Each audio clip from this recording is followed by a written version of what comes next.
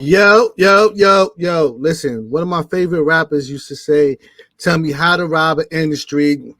Well, listen, due to recent events, we decided that we needed to come holler at you guys. You know, so many of you guys are collectors like we are. You love comics, you love statues, you love Funkos, you love coins, you collect all kinds of great stuff. But we also know, unfortunately, there's a lot of predators out there. So this session is going to be how to buy and not get scammed for your collections. All right, but first things first, let's back up. Your boy Big Chase, Mancave101 Podcast. Thank you for joining us. I'm here with my fellow brothers, man, from way down in Texas, man. Listen, it's Swing Deezy in the building. What up, bro? Way down in the jungle deep. And the man in the chair, Mr. Aaron, what's popping? Don't get got out here, y'all. Don't get got. And listen, and my brother K-Lo K, the mama one of God. Leo, what's good? Hamburglar. Like some motherfucker. So listen, man, if you've been on this internet thing, you've been checking out what's going on in YouTube, especially if you're a comic collector, you know there's been some recent events about some merchandise getting pilfered. Due to that, we know that there's a lot of new collectors coming in to the industry. They may not be completely aware of some things, so we decided that we might need to do a session where we do some tips, tell you how not to get got, because some of y'all getting picked and don't know it. So first things first, my new collectors and whatnot, you need to understand what you're buying. So let's start. I'll start with the big guns up top there. Could somebody explain the difference between a ratio and an exclusive, or All right, a ratio is basically with something that the comic book, like different ratios will come out from different comic book shops and from different artists, from the cover artists. So you'll be able to pick out, okay, this is the 1 in 25, the 1 in 10, the 1 in 50, the 1 in 100, the 1 in 1,000 is normally a black and white, which they get you for, but it's 10 times more rare because there's only one out of the 1,000 that came out of it. So depending on how many the comic book shop orders, you will be able to get whichever one they get. But normally they hide and keep the 1 in 1,000 for the big boys. Right. So the comic books that you pick up from the store are what we call raw comics. So there's just a raw comic. If you're a collector, not just a reader, but if you are a collector, then you're looking to get one that's barely been touched. It's nice and flat. It hasn't been opened, so that you can send it off and get what we call slab, which means that it gets put into a nice little case for you to present and whatnot. Let's see if I have anyone. I got a couple around here. Hold on a second here. Let's see. So you get you a nice flat comic, and you can get one of these little pretty cases here. This happens to be one from my brother Nate Melendez, 9.8. It's got a yellow label, which means that it's been signed and whatnot. And it's nice for presenting. It brings up the value of it. So there are two companies. I'm sorry, go ahead. I wanted, if you're collecting and you're going to a comic book shop, and if you see the comic books on a wire rack with no back, or we call board and bag, if you see them on there, double and triple check them. Just run. Because if they're not in the long box and they're displaying them on top of the shelf, because that's what normally they do, always ask if they have them bagged and board. Because 9 times out of 10, they'll have like 15 to 20 copies bagged and board already that never touched the wire rack. Yeah, so never. It's strictly for readers.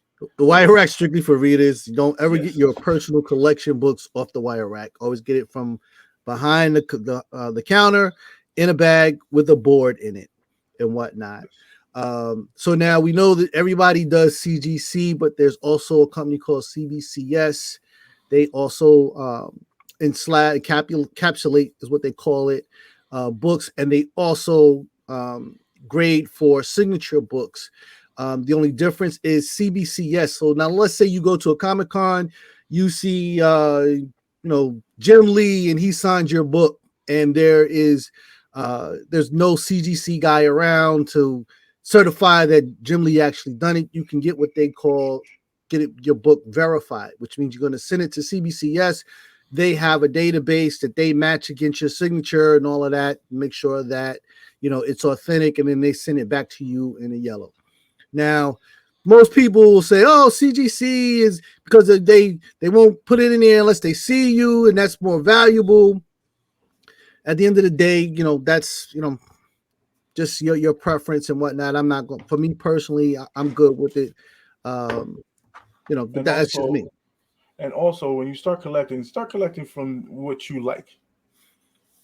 Don't start going. If you go in the deep end quick, yeah. Don't start trying to follow the trends. Don't start trying to follow things. Start off with something that you like, that you know that you can stay consistent with, and then you say, okay, because every comic book there normally has a back issue, and then you can start going backwards. But start with something that you like. That way, you don't fall disheartened with what you're doing. Yeah. And also, always, there's so many different apps like CLZ, like they will tell you the grades and value of your book. And now with the phones, you can scan every damn barcode that's on a book. Except if you go older school with golden and silver and bronze age, you can still scan them, and you can still find director's editions and newsstand editions. And also, just be very, very careful with eBay and Facebook. Yeah. So you have to be careful with who and where you source your books from. Now, normally retailers are pretty reliable, but we know that eBay's out there, Mancave, and some of these other platforms that are out there that people are selling some of everything. There is fake everything everywhere. So it's possible to see, if you see a book that's going for $1,000 encapsulated and you find it on Mancave for $125, it is probably a fake. Don't get got. Okay. I've seen I guarantee you it's a fake. There's fake everything out there. You have to be careful who you're getting things from. Don't just go for the cheapest price all the time. Check if you're getting it from eBay and all that. Check their rating. Do your homework. No disrespect, but stay the fuck off of Mancave, because I've been hearing nightmares about people purchasing shit on Mancave. Yeah, and also when you buy with comic books, if you're getting into this part of the brand of the world, always look up for second printings and what are their serial numbers. This is a well-known database for everything. So if you say, okay, I have a Ultimate Fallout, it's been printed 6 times. Yep. So and there's a different. Each one is different. But if you don't, each series is different. So if you don't know the serial number on the barcode, you can look up from the beginning to the end. And if you were lucky enough to find one Ultimate Fallout in Five Below with the Black Panther print on it, you got $25,000. That's insane. So you ain't gonna find that, but yeah, if you happen to find that, everybody running to Five Below right now. It's gone. Wait, it's gone. It's no more. You can't find it no more in Five Below. This is when Miles Morales first came out, and they were trying to promote the book, and they weren't getting no traction with it. So they started putting him in Five Below. It's not there no more. Don't go Five Below and start trying to curse out the manager or something, because your fellow nerd told you go to Five Below, go find Miles Morales. Yeah. It's not there no more. Let's talk a little bit about the encapsulation process. So you're going to take your book, you're going to send it off to CGC or CBCS, and then you're going to decide whether you want to get the book cleaned and pressed. And then they're going to grade it. They're going to throw it in this case. They're going to give it a grade. They're going to send it back to you and whatnot. It takes time. Like they've shortened the time as of recently, but the case I just showed you took almost a year for it to come back. Sometimes it happens and whatnot. You need to do your homework with all of this stuff so that you understand what's going on in this industry. Don't just go in there and jump in there and buy something that's cheap and go by word of mouth. A lot of these vendors that sell books are just trying to sell books, and they'll sell you the entire world if you buy it. And also, if you have a better chance, send your books directly to CGC yourself. Oh yeah. Not use, because what happened with all of us here, we say, oh, that's a CGC. They have the big CGC sign at the con or at a show, and you think it's an official CGC. They're going from there to the CGC. No, they go from those are representatives of CGC that paid to do that. So they'll take your book, take it to their comic shop, and then say, okay, do we have enough money to send it out this week? No. Let's send it out the next week. Meanwhile, you already paid them. Yeah, exactly.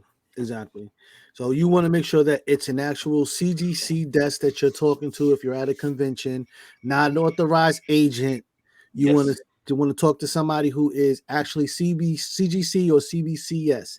Now, there are other companies like PGX and a few others, but unfortunately, their value as a company and their integrity as a company is still questioned for most collectors. You're going to find most people are doing CGC and then CBCS. And I personally think it's just because CBCS has not upgraded the look of their damn labels is fucking terrible. Like I don't like they need an artist over there badly. So I just wanted to also just talk about when you're doing business with people, because this is something that I see going on a lot. Just because you're friends doesn't mean you don't need a contract.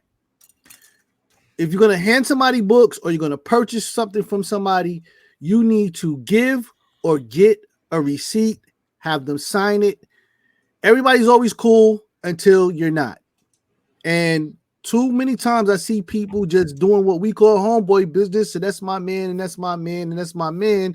And then you find out your man just shorted you $500, or he owes you $1,500 and he can't pay, or you gave him a book and now he done swapped the book out, or something happened.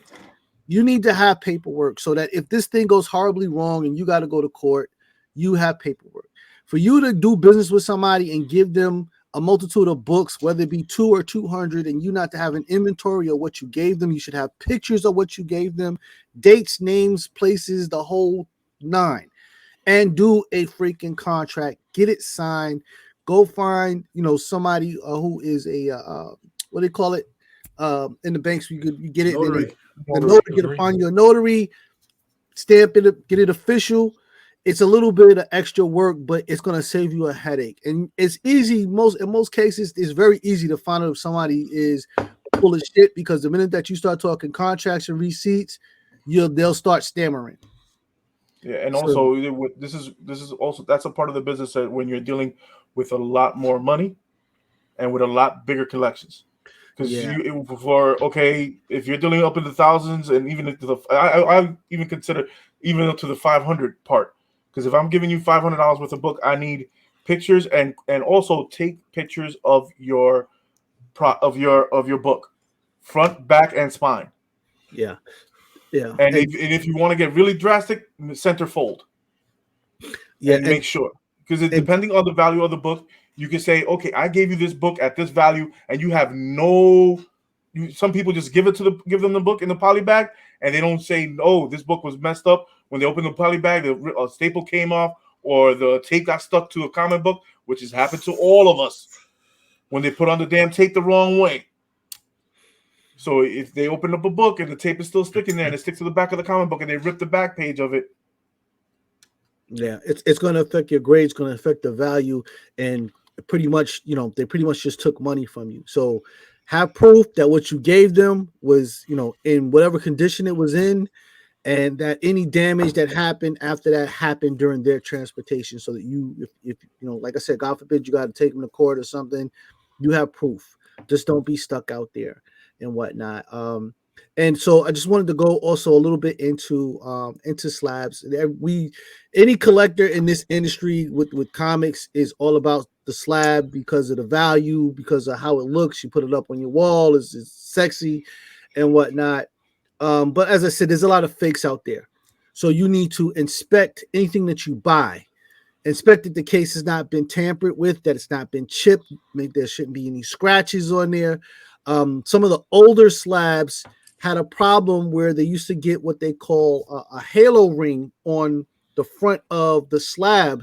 So you'd see this circle, and it's because the slab is not sealed properly, or it was sealed and it popped open and started letting air in, and it could potentially damage the book as well.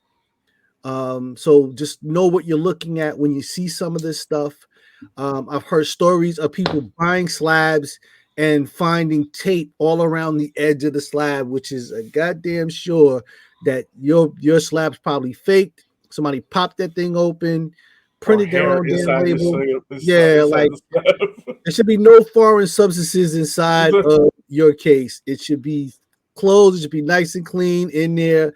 Your book should be nice and flat. I got a slab here that I got from a retailer, and the damn thing is swimming like this in the damn slab, and just like it's crazy and whatnot. Definitely always look out. And also, when you buy a CGC slab, there's a serial number on it. You can go to the CGC site and check up that serial number and that book, and it will give you all the grader notes for that particular slab. And they should not be a freaking there should not be, that serial number is specifically for that book. So you should never ever see a double issue of that book. Exactly. And the CGC will have pictures of the front, of the back, of the centerfold, and every note that it says that what the person saw that was faulty in the book, if there's any faults at all. Right. And just, side note, it's not just comics. There's fake Funkos out there. There's Funkos out there that are worth, $2, $3, $4 grand. There's a lot of fakes of that stuff out there, stuff that's signed. So just in generally be careful, be smart.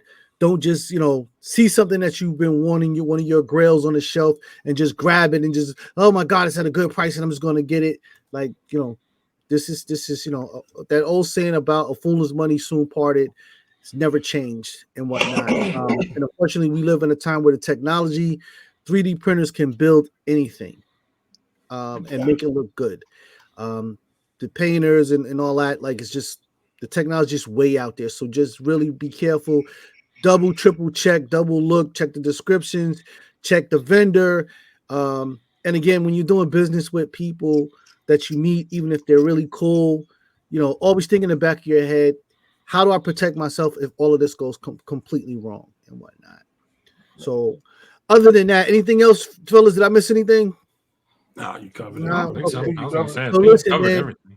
if you have any questions, if you're a collector, you're not sure about something, in the comments, you can absolutely positively put any questions that you have. Me or one of the guys will respond and help you out and whatnot. The one thing about this community is that, we always want to see the guy next to us doing good as well and whatnot. And hey, listen, don't forget, number one, thank you for helping us get to 500. We're now pushing to that 1,000. So please like, share, and subscribe to this channel. You can check us out on all the socials, Kick, Rumble, Apple Podcasts, Spotify, Pandora, Facebook, and all of that. Man, that's his job. So I ain't, but anyway, man, listen, we're gonna see you next time here on Mancave101 Podcast. I'll let you. Peace out. Peace. Don't get got. Get got. Don't get got.